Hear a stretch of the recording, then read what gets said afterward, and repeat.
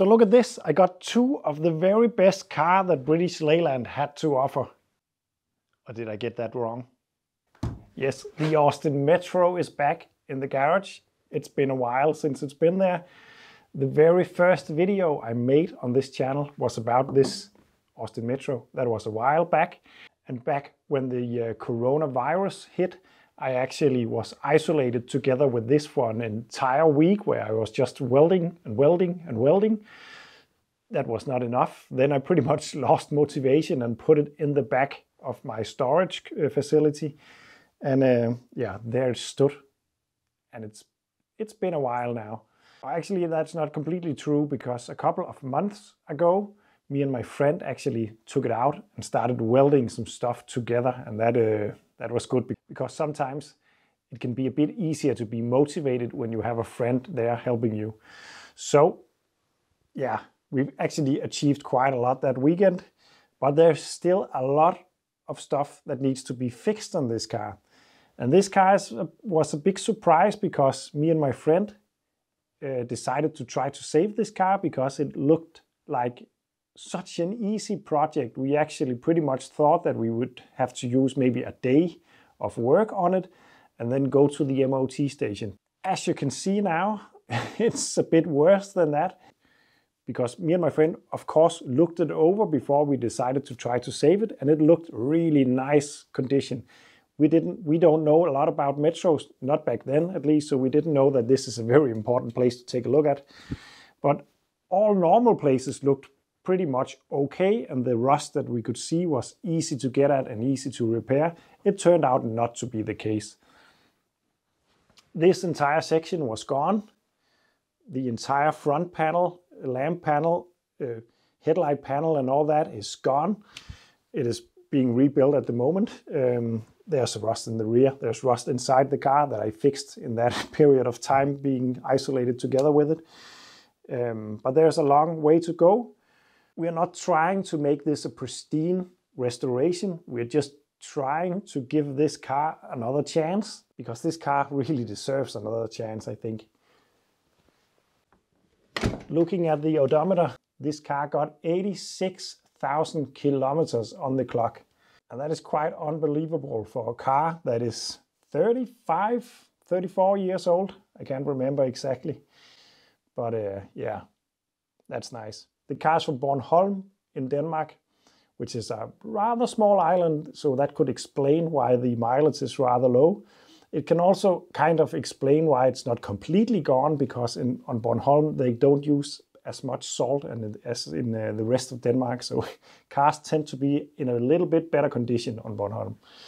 But after I got this Princess project, I actually kind of want to get this Metro on the road again as well, because yeah, one thing is that I got those alley cat wheels in the trade with the Princess. That was a big problem on this project, because it had those silly metric tire sizes that are no longer available. Now it's got normal sizes on, and we can get new rubbers for it, no problems. And that's a good thing. Another thing is, this is a hydrogas suspension as well as the Princess. It is also almost lying on its belly. I don't think it's leaking though, I just think it's very low. And yesterday I actually ordered one of those small do-it-yourself pump systems. So I want to try to pump this car up and learn a bit about that suspension system, so I can use that knowledge on the Princess. So therefore, I thought it was time to actually dig it out of the shed and put it in the garage again. And then hopefully within a week's time or something like that, I will get that pump and then try to pump it up.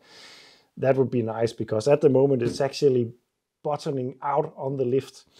So yeah, this Austin Metro Surf is from 1988. It has been off the road, unregistered, since 2005. No, actually it was unregistered in 2004, because this is the last time this car went to an MOT. It was not approved. It was not approved because of brake force not being adequate, rusty brake lines, an indicator not working, too much pollution, and the front inner fender being rusty, and also a little bit of rust in the bottom end of the car. Not a lot, but it was not approved back then. This Surf is the 1 liter edition. There was a 1.3 as well, but this is the 1.0. It's a very good engine in this car. It's the A-series engine, and it's a very popular upgrade to rip the engine and the brake assembly from the front of these and put them in minis, because you will get better braking system and a better engine in many cases. So a lot of these are no longer here because they ended up as stoner cars for the Mini. Therefore, the Metro is a very rare car now, just like the Princess. Not rare because it's an exclusive item, but just rare because no one really wanted them, and then in the end, they were just scrapped. I have a soft spot for small cars, so I really like the Metro. I have a soft spot for the Princess because I remember so much from my childhood in that car. And sometimes the car doesn't really need to be that good to be exciting to own. And to be fair, I actually think the Metro is a brilliant car. It just had some really serious issues with rust and also being maybe not that modern of a car compared to the competition at that time. If you want to know more about Austin Metros and other stuff, I highly suggest that you check out the channel called Twin Cam. I will leave a link in the description.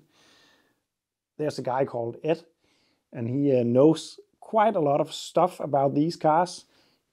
He got a video about how to pump up the system, the Hydrogas system, that I have been watching a couple of times now, and I'm going to use as a reference when I'm going to do it myself. Check that out if you like these cars. So I'm not saying that I'm going to start working on this just now, because I also have the Princess and I have the Trabant outside that I'm going to hopefully go to the MOT station tomorrow.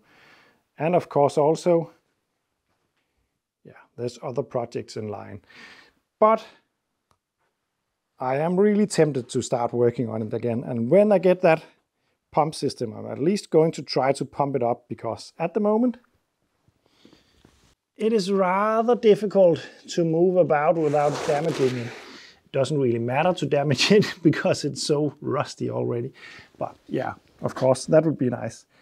As you can see, a lot of rust work has been done, and we're not trying to make it look as a brand new car. We're just trying to stitch it back together like a landmine victim pretty much, but it'll be all right. And trust me, when the front rings are on this car, it looks in an extremely good condition, but it's not. But what is a really nice part of this car, once again, just like the Princess, the interior on this one. Yeah, of course it's dirty inside, but it is in such a great condition. Really great. And take a look at that clock in there. And another thing that is really great about this car is, let's pull out the choke. And turn the key. Take a listen to that.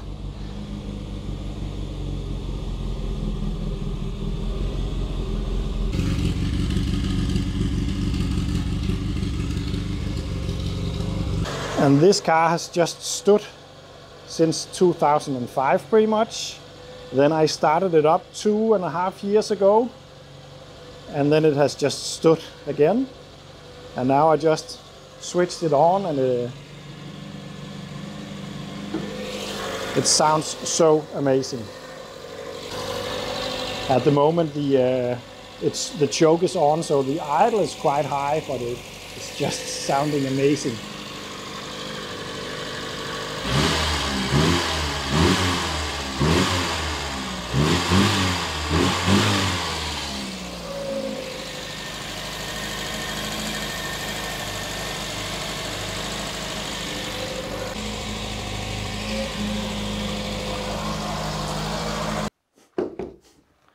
So I just wanted to dig this project out once again and take a look at it. There's still a lot of work, but a lot of the work has already been done, and it's not that bad actually. Oh well, it could be worse at least. But one thing I really like about old cars is the history they tell.